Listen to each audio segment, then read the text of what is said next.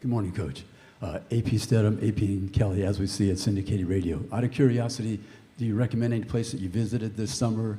And then the second question is, I know you sought counsel in the past on different phases of the game. What's been your experience studying the two-quarterback system? Well, first of all, the first question is a better question. So, you know, everybody knows we went to Italy. It was for our 50th wedding anniversary, which was really in the past, but I kept getting out of going because I didn't really want to go and take 10 days to not be around. But it was a great trip, and I would recommend that anybody go.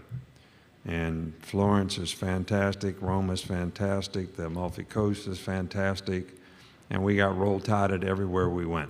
So if you think you're going to be incognito over there, that's not happening.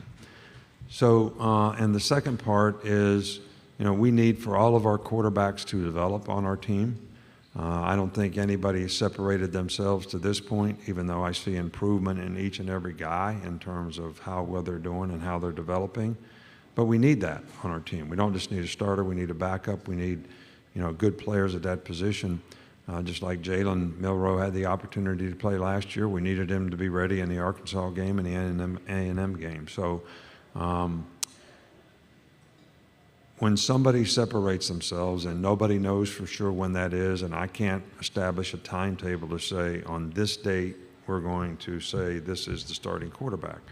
It's going to happen when it happens, and that's the way it'll be. Right side, fourth row. Good morning, Coach. Tony Reese, WTV. I'm out of Columbus, Georgia. The long-term saying, Bama doesn't really lose, they reload. So with the addition of key players going into the draft, I know you guys kind of reload every year. Kind of what's been that going forward this year?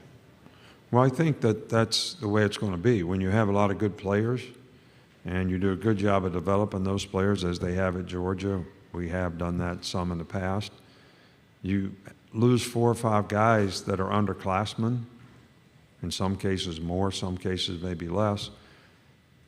Instead of having 17 starters back, you got 12. So it impacts your team and makes your team younger. So the challenge is how can we develop the young players on our team quickly enough that they're ready to go out and create value for themselves and play winning football? That's the challenge. So, and that's what we've had to do in many years. Some years we've done it better than others. And that's going to be the challenge for us this year.